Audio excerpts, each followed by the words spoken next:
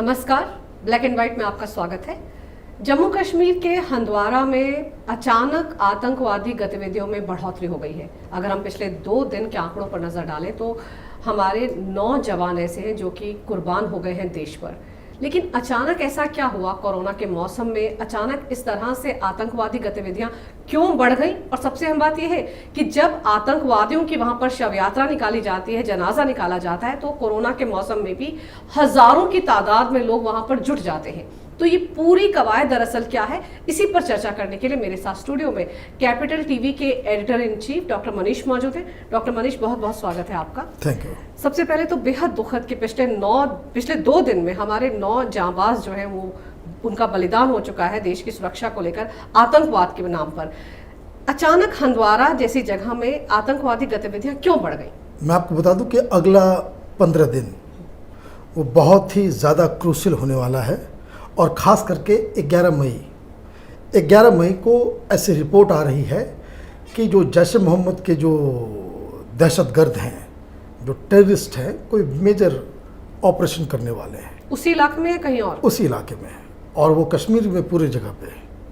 और इसमें कुछ सुसाइड बॉम्बिंग का केस हो सकता है, अटैक्स के केसेस आ सकते हैं, और बहुत सारी चीज़ें उसमें हो सकती है। और ये कि 11 मई का जो खेल है, इसको भी समझ लीजिए, ये रमज़ान का 17th डे है। ये बैटल ऑफ बदर, वो इस्लामिक इतिहास में जो है इसका एक महत्व होता है। और चूँकि ये लोग जिहाद कर रहे हैं, तो इन सब चीज़ों को ये लोग मायने रखते हैं, इन लोग उसको बाकायदा बहुत ही ज़्यादा मानते हैं। तो ये एक कहानी, एक जो वार्निंग मैं आपको बता रहा हूँ कि ये इंटेलिजेंस इनपुट जो है वो आया है।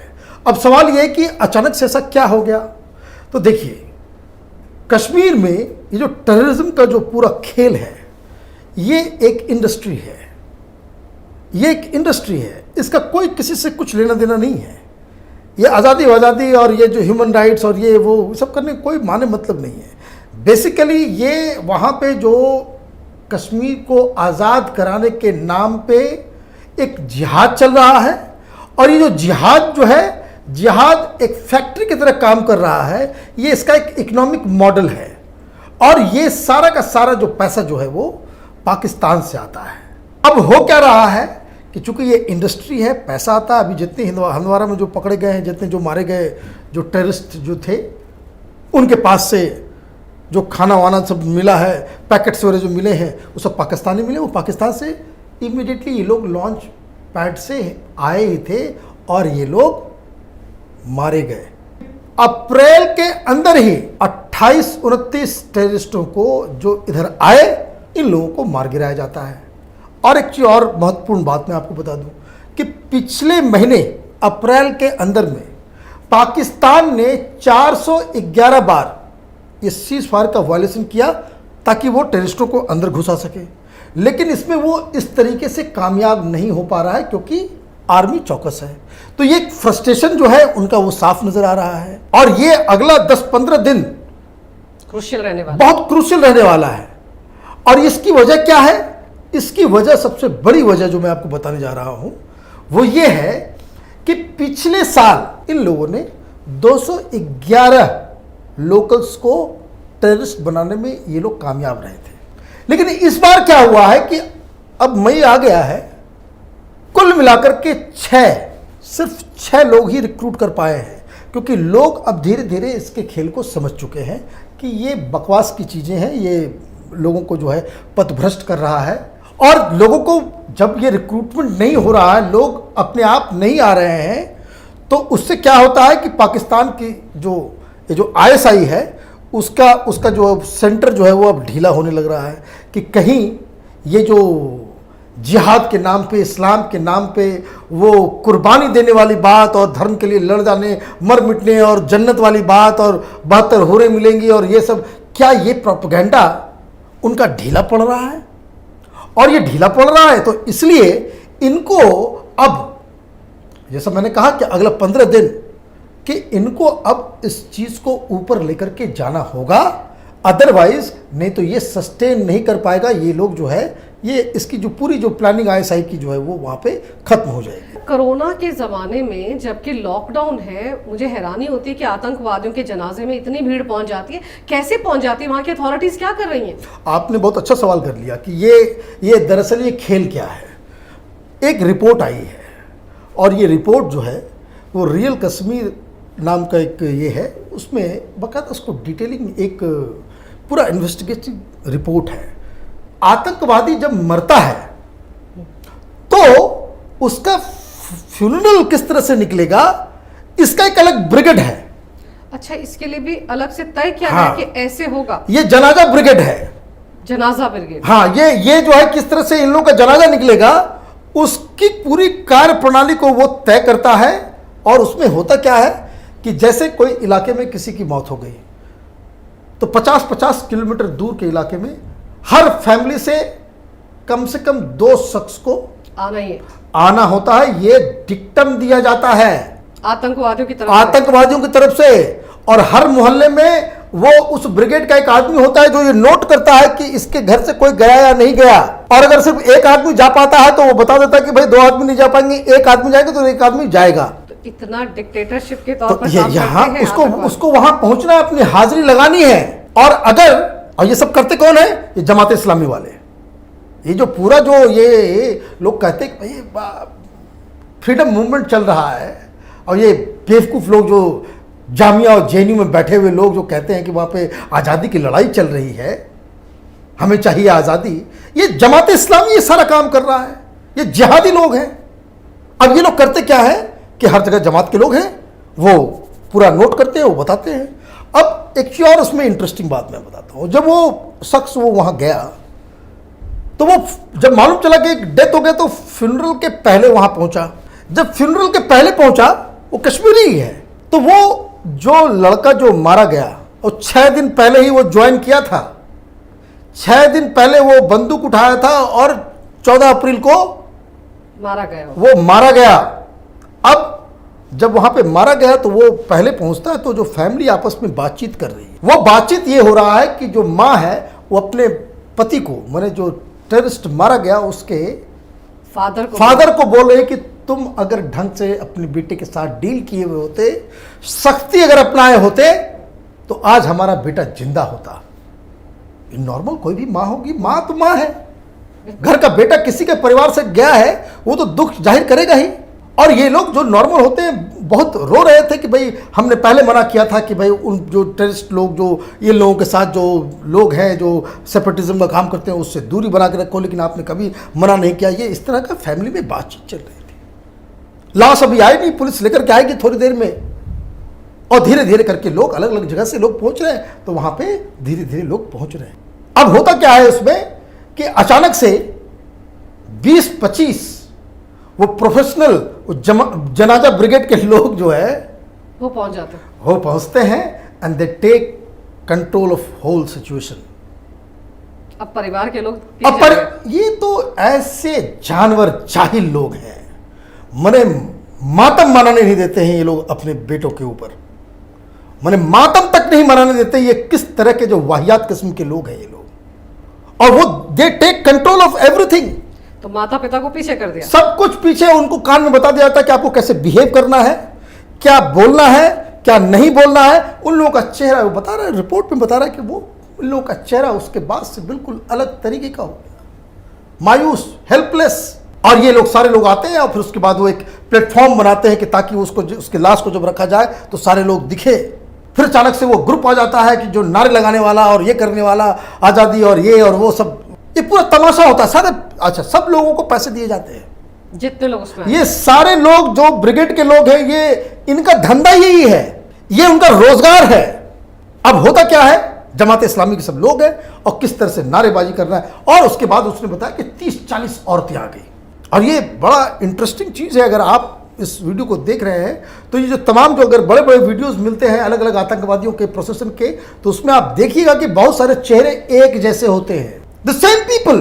और वो करते क्या है, वो औरतें आ गई, और औरतें आ गई तो वो औरतों को बिल्कुल वो इंस्ट्रक्शन दिया हुआ है। जैसे राजस्थान में रुदालियां होती हैं, ये रुदालियां उनका परिवार से कुछ लेना देना नहीं है, रोने पीटने की रिश्तेदार भी नहीं है, उस इलाके की नहीं है, लेकिन वो छाती पीटना शुरू कर देंगे। और वो नारा क्या लगना है, कैसे क्या होना है, वो सब कुछ ऑर्केस्ट्रेटेड है, सब कुछ प्री प्लान्ड है। सब कुछ प्री प्लान्ड है। उसमें सबसे इंटरेस्टिंग बात है कि अचानक से एक औरत आ गई।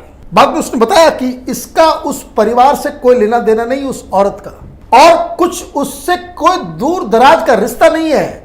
और हर बार इस तरह के 2-3 औरतें हैं जो हर बार जो है इस तरह का, जब भी कोई टेररिस्ट मरता है तो ये काम करती है, तो वो आकर के बताना शुरू कर देगी कि भाई हमने इसको दूध पिलाया था, ये मेरा बेटा है, वो अचानक से बेटा हो गया, जबकि उसका परिवार से कोई लेना देना नहीं है। दूर दूर कहीं कोई परिवार का आदमी उसको जानता तक नहीं है। अपने टेररिस्ट के जो माँ बाप है वो बेचारे वो तो साइड में चले गए, they have lost control over everything.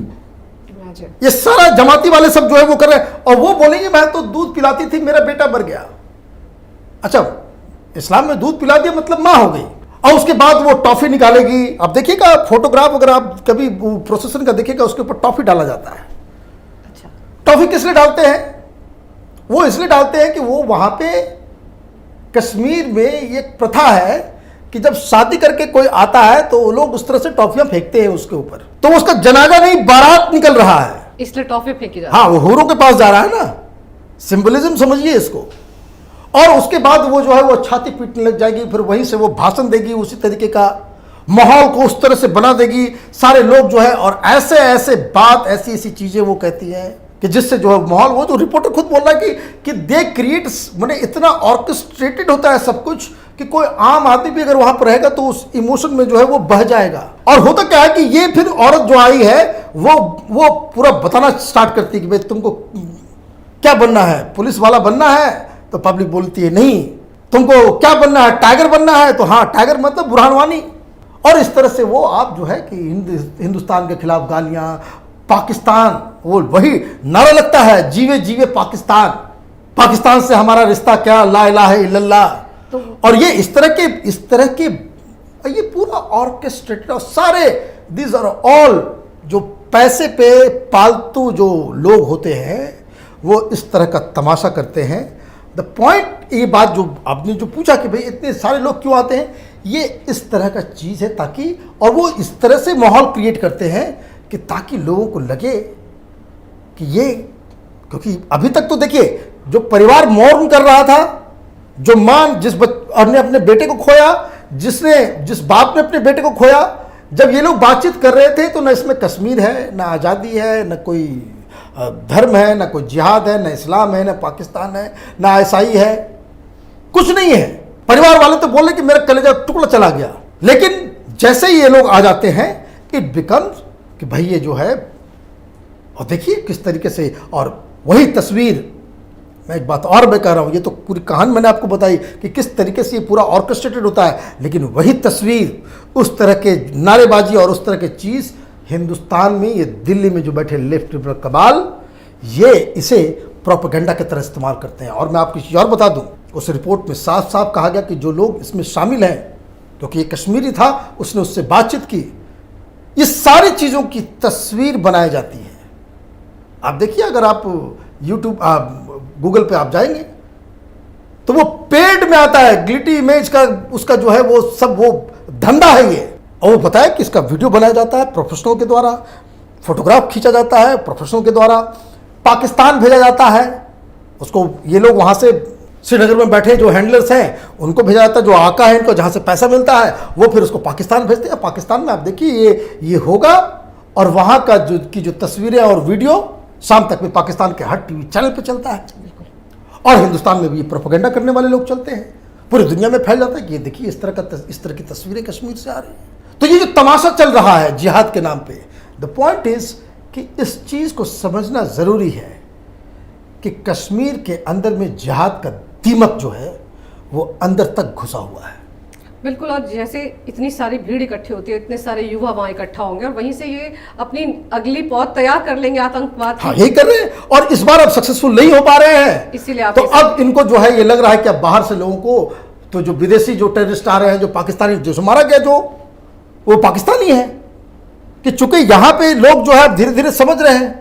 आप कब तक खौफ और मैं आपको बताता हूँ कि उस रिपोर्ट में साफ साफ लिखा गया कि people are not interested in going. लेकिन होता क्या कि जमाते इस्लामी वाले जबरदस्ती डरा धमका कर तो आपको वो समाज से बाहर कर देंगे, सोशल बाइकआउट कर देंगे, आपको जलील करेंगे। तो आदमी बोलता है कि भाई चलो चले जाते हैं।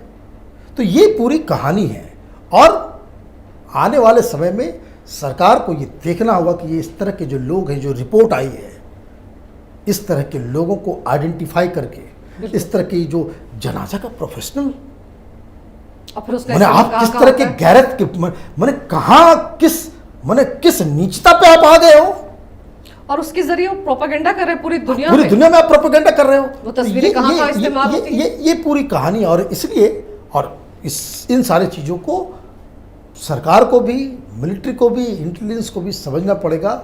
और अभी जो देश का जो मूड है, मैं आपको बता दूं, सरकार बहुत बार कोई फैसला लेती है तो उनको लगता है कि भाई कहीं ये फैसला जो है लोगों के समझ में नहीं आए, लोग विरोध करने लग जाएं। मैं आपको बता दूं कि अभी जो देश का जो मूड है, मूड यही है कि जो टेररिस्ट पकड़े जाते हैं इनका ढंग से जनाजा भी नहीं होना चाहिए। इसको सीधे बिल्कुल गुमनामी में दफन कर दें, जला दें, जो करना है करें। लेकिन ये जो तमाशा जो क्रिएट हो रहा है पाकिस्तान के द्वारा, इस पे किसी तरीके से बिल्कुल फुल स्टॉप लगाने की ज़रूरत है। बिल्कुल। और साथ ही साथ जैसे आपने बताया कि अगले 10 से 15 दिन बहुत क्रूशियल है घाटी के लिए, तो हमारी जो सुरक्षा एजेंसियां हैं उन्हें भी काफ़ी सतर्कता बरतने की ज़रूरत है। तमाम जानकारी विस्तार से देने के लिए बहुत बहुत शुक्रिया। अगर आपको हमारा ये वीडियो अच्छा लगे तो कृपया से लाइक करें, शेयर करें और हमारे चैनल को सब्सक्राइब ज़रूर करें। देखते रहिए कैपिटल टीवी।